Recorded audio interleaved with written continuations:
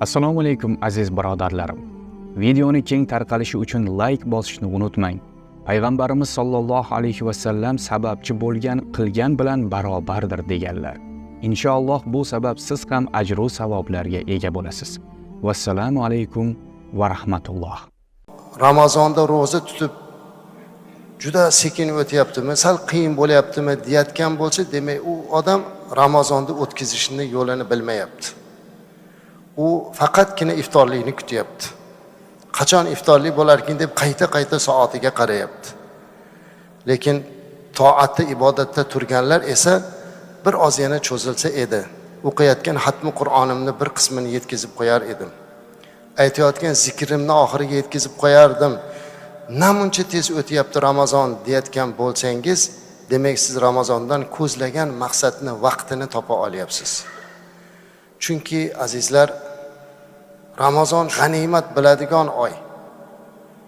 Payg'ambarimiz alayhissalatu vassalam aytganlardek jannat eshiklari ochilgan, do'zax eshiklari berkilgan, shayton kishanlangan oy. Bu oyda g'animat bilish kerak. Ro'za tutib bir oz nafsimizni imtihon qilib sinayapmiz. Bir ibodatni bajaryapmiz. Buniyal islom ala xomsin. Islom o'zi 5 ta ustun ustiga qurilgan. Mana shu ustundan bittasi Ramazonda ro'za tutishidir. Shuni bajaryapmiz ibodatimizni. Bandaligimizni bajaryapmiz namoz qatori. Lekin keling, mana shuncha kuni o'tibdi. Hech qancha qolmadi. Ko'zni yumib ochgunimizcha o'tib ketib qoladi. Keyingi Ramazongacha kim bor, kim yo'q Alloh o'zi bilguvchi. O'tgangi sanada mana shu saflarimizda turgan azizlarimizni ba'zilari yo'q. Xonadonimizda ba'zi birlarimizni ko'rki bo'lib turgan ota-onamiz bu yil yo'q. Ammo mana shu Ramazon g'animat deb bilib, Alloh buyurgan shu ro'zani tutayotganimizda Alloh buyurgan oyatdagi kabi bizdan manfaat hosil bo'lyaptimi? Keling yana oyatni bir takrorlaylik. Har Ramazonda boshida aytadi buni ulamolarimiz. Ro'zani buyurilgan oyatini eslaylik. Allah aytayapti: A'udhu billahi minash shaytonir rojim. Ya ayyuhallazina amanu kutiba alaykumus siyam kama kutiba alal ladzina min qablikum la'allakum tattaqun. Allah aytayapti: ey iymon keltirganlar, Allohni bir va bor deb biluvchilar, qiyomatni haq deb biluvchilar, payg'ambarini haqiqiy payg'ambar deb iymon keltirgan mu'minlar, sizlardan avvalgi ummatlarga buyurilgani kabi ro'za tutishlik buyurilindi. Nima uchun? La'allakum tattaqun. Shoyatki taqvodor bo'lsalaringiz. Shoyatki Allohdan qo'rqishingiz ziyoda bo'lsa, shoyatki taqvoyingiz ziyoda bo'lsa. Demak, ro'za tutishlikdan ko'zlagan oliy maqsadni Allohning o'zi bizni oldimizga qo'ydi. Ro'za tutishdan maqsad taqvoni ziyoda bo'lishi ekan. Endi azizlarim, hammamiz o'zimizga savol beraylik. 10 kun ro'za tutdik. Nima o'zgardi? Qanchalik taqvoyimizda o'zgarish bo'ldi? Muslimun uz. Hali ham o'sha qalbimiz oqarmasdan yuribdimi? Haligacha tilimiz g'iybat, ig'vo, yolg'ondan to'xtamayaptimi? Haligacha dil ozorlik, bir-birimizga ozor berishlikda davom etyapmizmi? Haligacha baxil bo'lib dunyoyimizni faqat sanashlik bilan ovora bo'lyapmizmi? Nima o'zgarish bor? Agarki ro'za tutib Allohga bo'lgan muhabbatimiz ziyoda bo'layotgan bo'lsa, qiyomatni dahshatidan qo'rquv ziyoda bo'layotgan bo'lsa, Payg'ambarimiz alayhissalatu vassalamga muhabbat ziyoda bo'layotgan bo'lsa, fe'limiz o'zgarayotgan bo'lsa, Allohga shukrlar bo'lsin. Biz ro'zani ko'zlagan maqsadini hosil qilyapmiz. Agar unday bo'lmasa, bu yog'i bo'lsa-da g'animat azizlar. Bu yog'i bo'lsa-da Allohdan so'rashimiz kerak. Chunki Ramazonda qilinadigan duolar mustajab. Peshonani sajdaga qo'yib, Allohim, nega meni qalbim bunday bo'lib qoldi? Nega endi Ramazonda ham men hech qalbimni oqartira olmayapman? Nega men Rasululloh sallallohu alayhi vasallamni seva olmayapman? Nega men Robbim seni rozi qilishlik uchun harakatimni kuchaytira olmayapman? Meni qalbimni oqartirgin deb so'rash kerak. Ana o'shunda ro'zadan ko'zlangan maqsad hosil bo'ladi. Akalar, opalar, bizni ham uyimiz bitishiga yordam beringlar. Umrbod duo qilib o'tamiz. Hammalarning kirib kelgan Ramazon oyidan bilan shu oyda shu bolalarga uychalikni botladik. Mana ro'za kunlarida savob bo'ladi. Mana shu qizimga yordam beringlar, uylarini bitirishga. Ukam, sizni oldingizmi? Meni orzuyim shu uyimiz bitib qolishi. O'zimiz uyimizda yashash.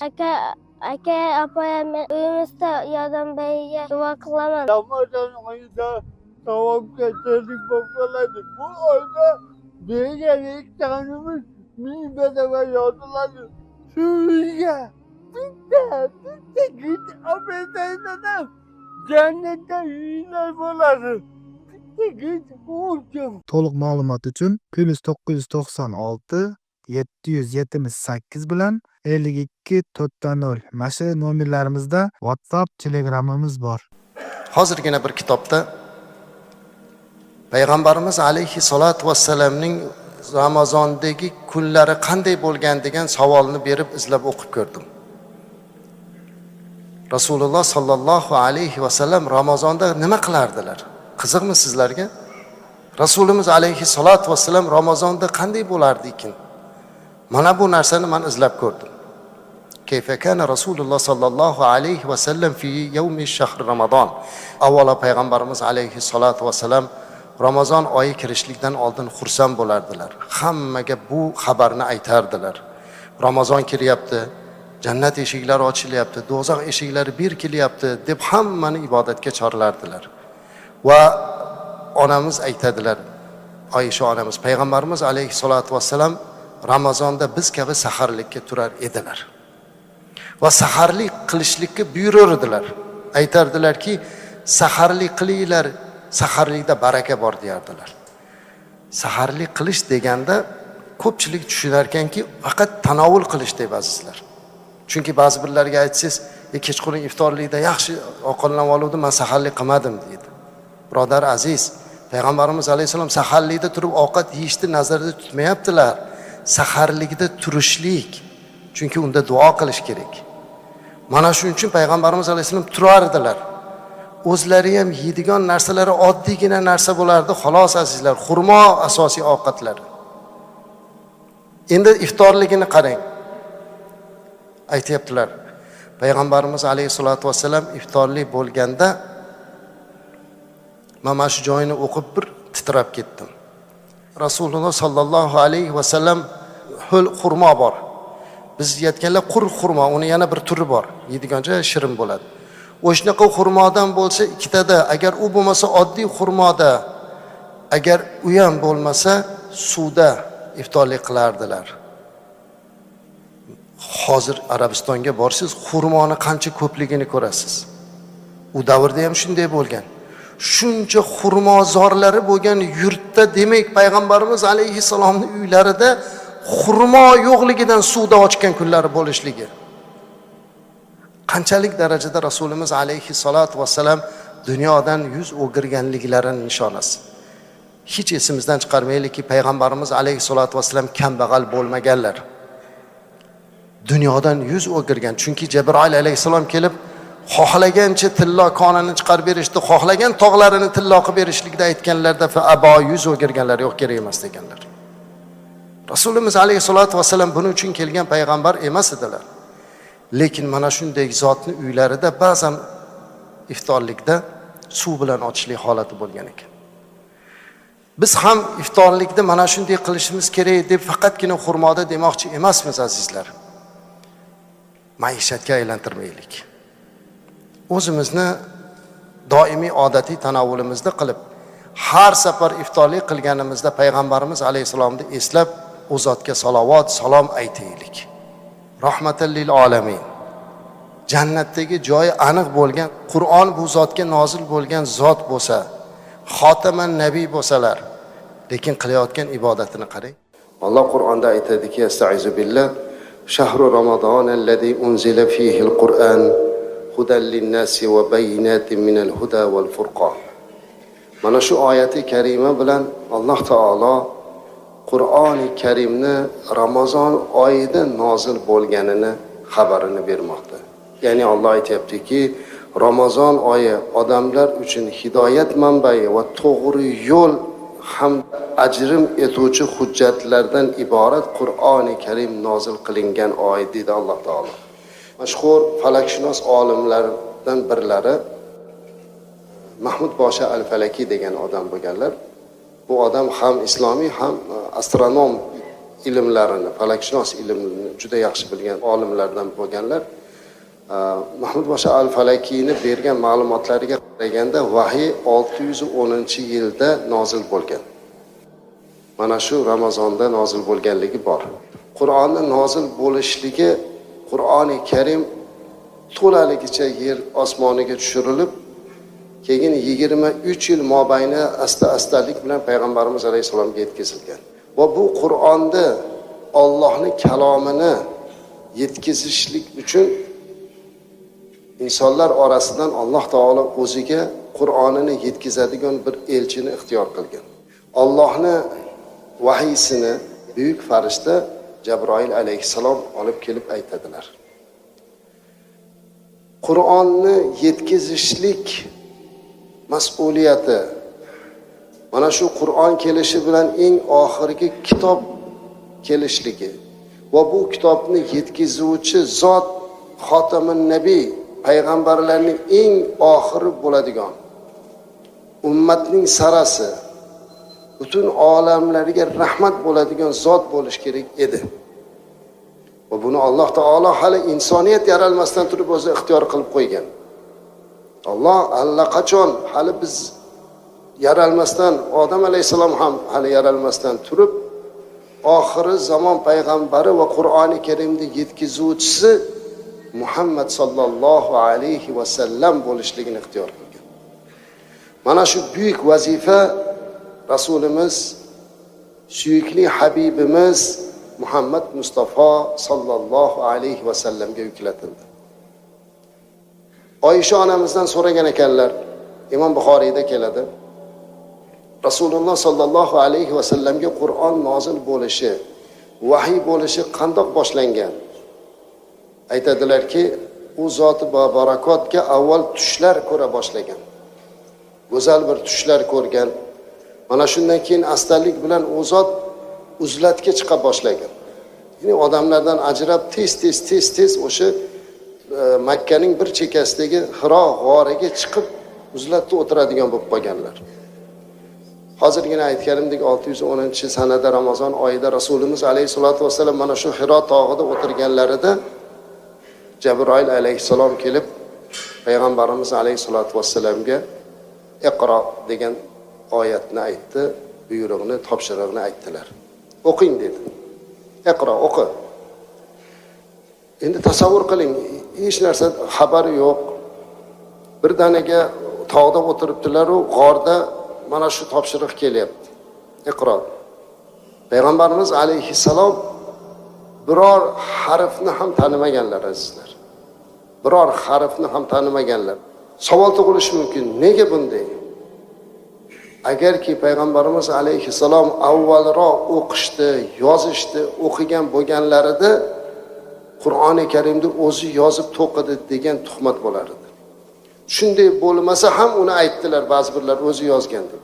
Birdaniga o'qi degan topshiriq tushyapti. Shunda payg'ambarimiz alayhisalom ana lastu biqori dedilar. Men o'qishni bilmayman-ku dedilar. Nimani o'qiyman?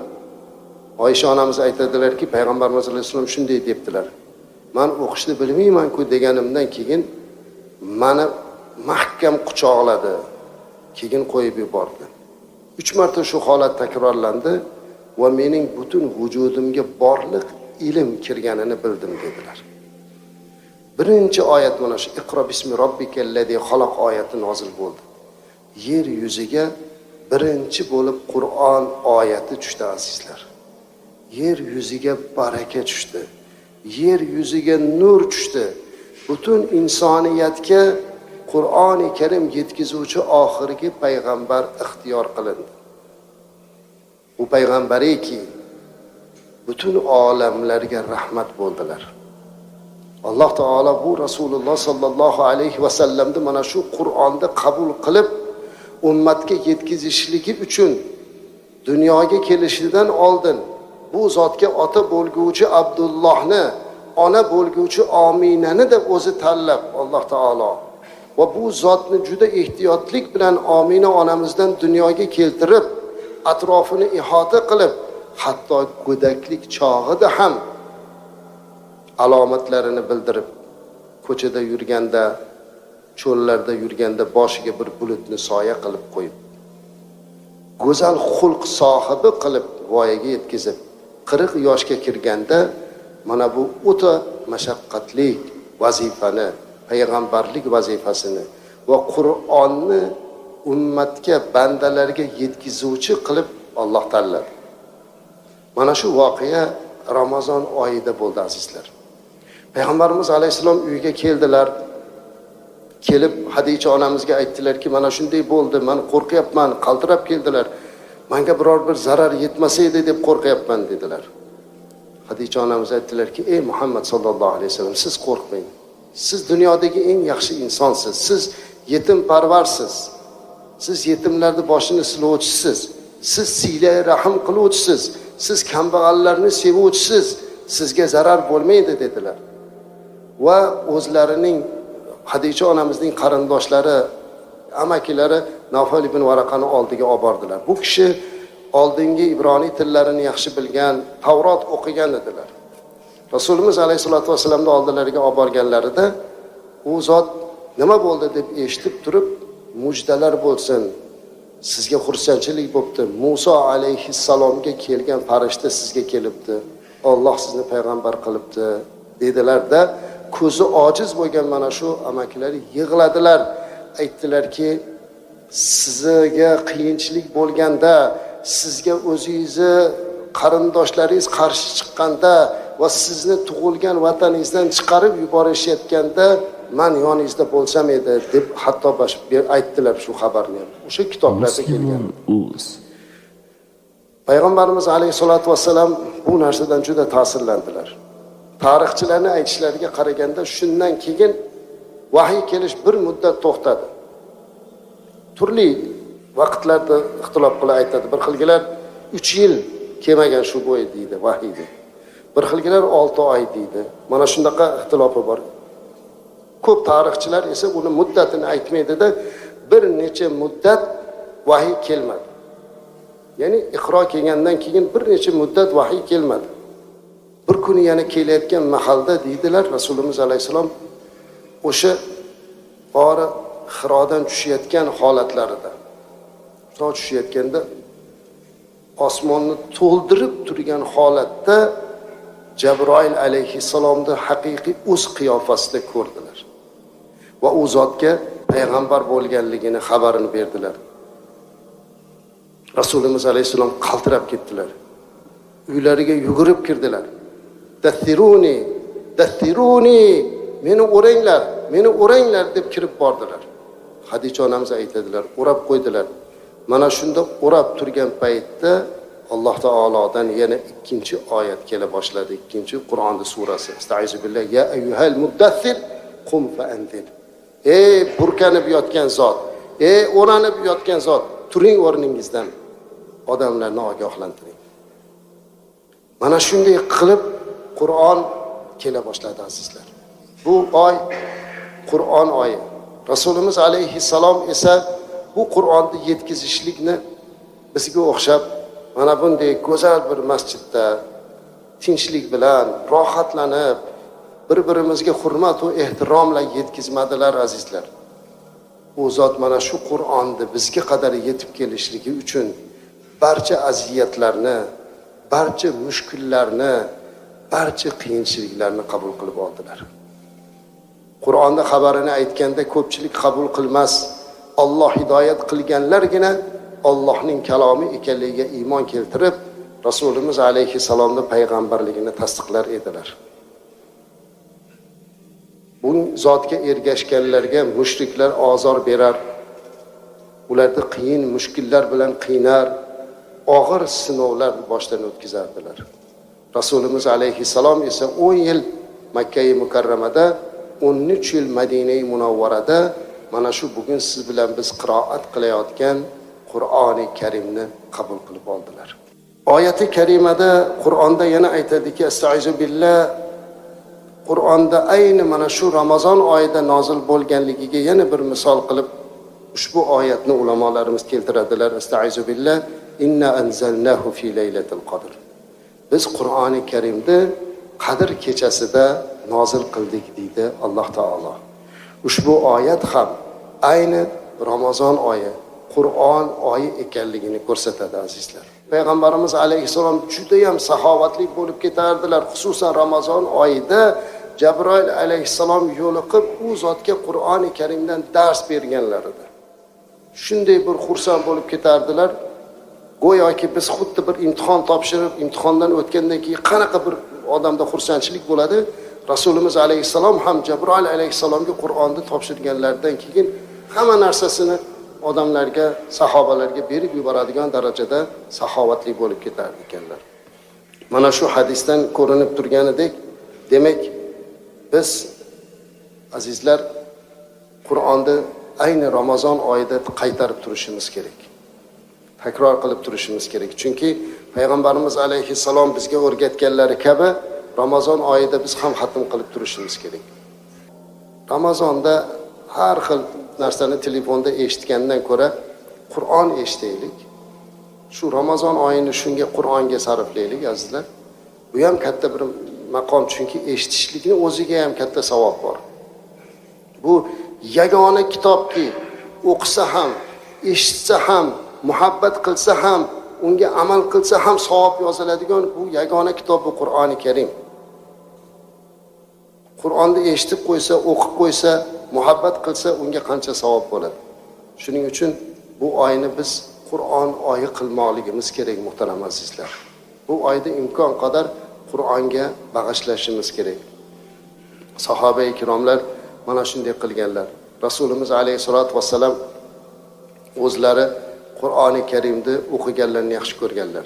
Shuning uchun albatta bu oyda imkon qadar azizlar Qur'on, tilovat, yaxshilik va ezgulik oylariga sarflashimiz kerak.